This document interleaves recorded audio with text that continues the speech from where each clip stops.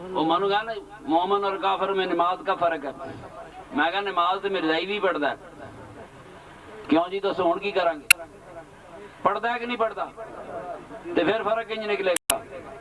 نماز سے ہندو بھی پڑھتا ہے، پھر فرق کنج نکلے گا؟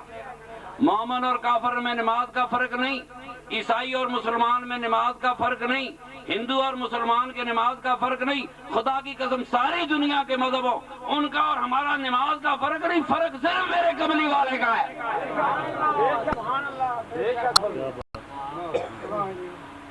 یہ قبریں دعائیں دیتی ہیں اس لیے کہ ان کی تقدیر بدلتی ہے، اس مٹی کی تقدیر بدلتی ہے. دیکھیں میرے نبی پاک صلی اللہ علیہ وسلم ایک جنازے میں بیٹھے تھے، ایک آدمی نے قبر کے ساتھ ٹیک لگائی. سرکار ناراض ہوئے، فرمایا اپنے بھائی کو تنگ نہ کر، اپنے بھائی کو تنگ نہ کر. ٹیک تو دس یہ مٹی عام مٹی ہوتی، تو اس میں گوبر ملاتا، گھر کی چھت پہ لگا دیتا، اس میں گوبر ملاتا، گھر کے سین میں لگا دیتا. کیا اب اس مٹی کو اٹھا سکتا ہے؟ اس میں گوبر ملا سکتا ہے؟ اس کو گھر کی چھت پہ لگا سکتا ہے؟ کیوں نہیں؟ ہر مومن کی قبر مقدس ہو جاتی ہے.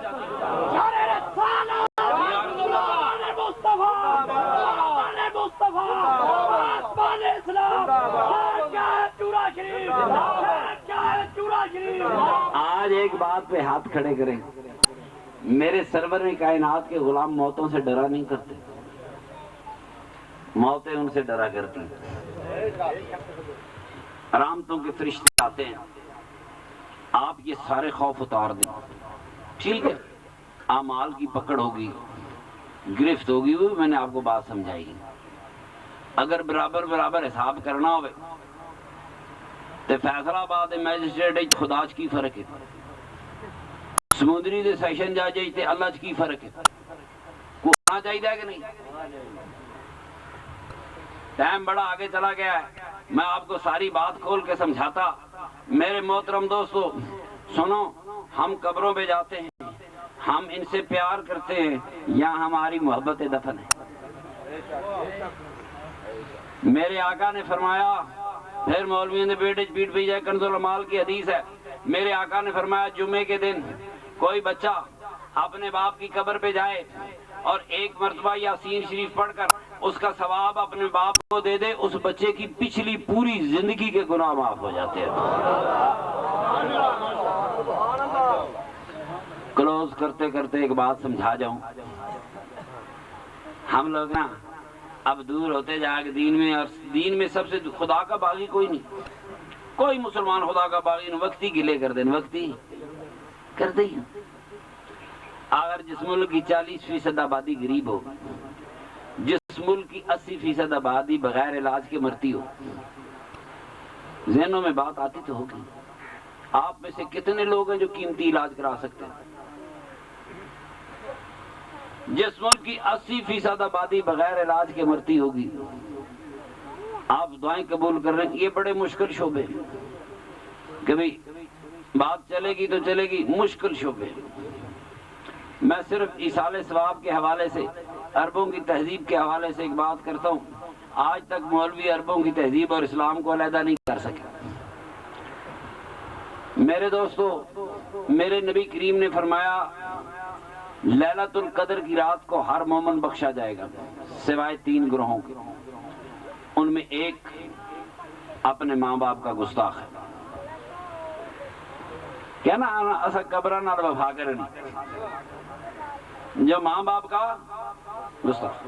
دوسرے 2 مجھے حیا آتی ہے، اسی قسم کے مجرم ہیں. کیا مثال دوں؟ 3 کیٹیگریاں رکھی. ایک کیٹیگری ہے ماں باپ کا گستاخ.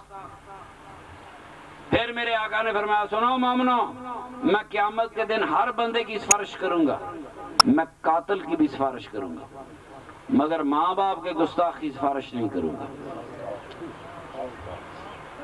کیا سمجھا ہے ماں باپ کو؟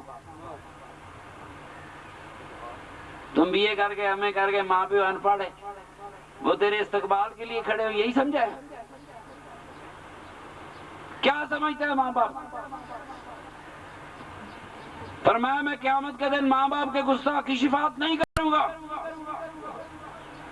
ایک مولوی صاحب کا کھاتا ہے پیر صاحب حدیث کے تو لینے میں کہ تھوڑی جی محنت آپ بھی کر دے ساری ہی میں ہی لکھ کے دیا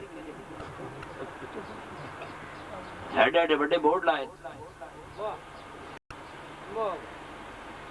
صحابی کہتا ہے یا رسول اللہ صلی اللہ علیہ وسلم کھڑا ہو گیا یہ تو انسانی رشتہ ہے کبھی ماں باپ اور بچے بول پڑتے ہیں اختلاف رائے ہو جاتا ہے کبھی باپ بچے ناراض بھی ہو جاتے ہیں تو اس کا مطلب یہ ہوا کہ آپ ہماری شفاعت سے انکار کر دیں تو کیا ہمارے سارے اعمال ضائع ہو جائیں گے ہماری نمازیں ضائع ہو جائیں گی ہماری عبادتیں ضائع ہو جائیں گی کو حج کیا تو حج ضائع ہو جائے گا اس لیے کہ میرے آقا شفاعت نہیں فرما رہے دنیا کا کوئی نیک عمل نہیں کھڑا ہو سکتا اور میں قاتل کی شفاعت کروں گا کیوں اپنے باپ کا قتل بیٹا معاف کر سکتا ہے بیٹے کا قتل معاف کر سکتا ہے میرا آقا پوری امت کا والی ہے اس کے لیے کون سی مشکل بات ہے تو نمازوں کی کہانی کہہ رہا میں سرکار کہہ رہا میں قاتل کی بھی کھڑا ہو جاؤں معاف کر سکتا ہے یہ اس کا اختیار ہے فرمایا ماں باپ کے گستاخ کی نہیں کروں آقا کے صحابی سوال کرتے گئے یا رسول اللہ عمل ضائع ہو جائیں گے کیا بنے گا آپ نے یہ نہیں فرمایا کہ اللہ سے معافی مانگو تو مل جائے گی یہ مسئلہ ہے دنیا کا کوئی گناہ کرو خدا سے معافی مانگو معافی مل جائے گی مگر میرے سرکار نے یہ نہیں کہا خدا سے معافی مانگ تو معافی ملے گی میرے آقا نے فرمایا تیرے مقدر کی بات ہے اولاد گستاخ ہے تو مقدر کی بات ہے تو زندہ رہے گستاخ پہلے مر گیا بچھریا کی فرمایا تو زندہ رہے تیری ماں یا باپ یا دونوں مر جائیں تو اپنے ماں باپ کے مرنے کے بعد اپنے ماں باپ کے لیے مغفرت کی دعا کر جب تو ماں باپ کے لیے مغفرت کی دعا کرے گا قبروں میں ماں باپ راضی ہوں گے آسمانوں پہ خدا راضی ہو جائے گا تیرے وہ جرم بھی معاف ہو جائیں گے جو زندگی میں ماں باپ کے ساتھ کرتا ہے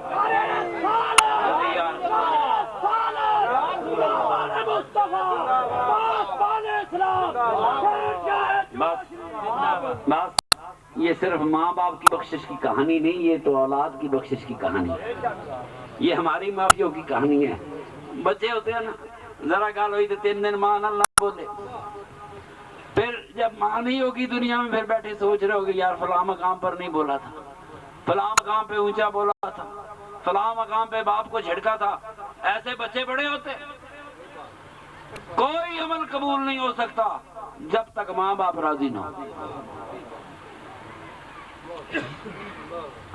تو وہ دنیا میں تو ویسے ہو سکتی ہیں راضی کرنا مشکل ہے مگر یہ تو اعمال کی کہانی ختم ہو گئی قبروں میں چلے گئے تو دعاؤں کی کہانی شروع ہو گئی اب دعاؤں کی کہانی شروع ہو گئی کوئی بچہ اپنے باپ کے قدموں میں سر جھکا ہے ابا جی غلطی ہو گئی اللہ کریم میرے باپ کی مغفرت فرما اللہ تعالیٰ کی رحمت جوش میں آ رہی ہے فرمایا تیرے ماں باپ تیری قبروں میں راضی ہو جائیں گے معلوم اس حدیث سے یہ قبروں میں بھی ماں باپ کو راضی رکھنا ہے صرف زندگی میں راضی نہیں رکھنا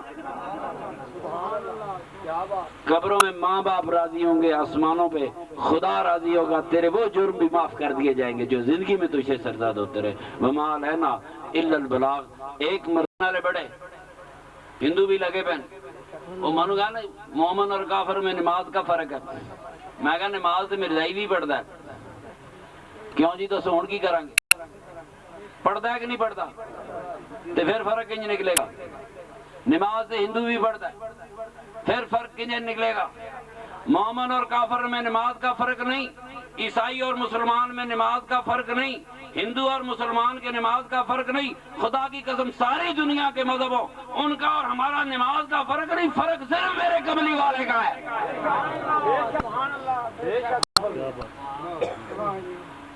یہ قبریں دعائیں دیتی ہیں اس لیے کہ ان کی تقدیر بدلتی ہے اس مٹی کی تقدیر بدلتی ہے دیکھیں میرے نبی پاک صلی اللہ علیہ وسلم ایک جنازے میں بیٹھے تھے ایک آدمی نے قبر کے ساتھ ٹیک لگائی سرکار ناراض ہوئی فرمایا اپنے بھائی کو تنگ نہ کر اپنے بھائی کو تنگ نہ کر ٹیک تو دس یہ مٹی عام مٹی ہوتی تو اس میں گوبر ملاتا گھر کی چھت پہ لگا دیتا اس میں گوبر ملاتا گھر کے سین میں لگا دیتا کیا اب اس مٹی کو اٹھا سکتا ہے اس میں گوبر ملا سکتا ہے اس کو گھر کی چھت پہ لگا سکتا ہے کیوں نہیں ہر مومن کی قبر مقدس ہو جاتی ہے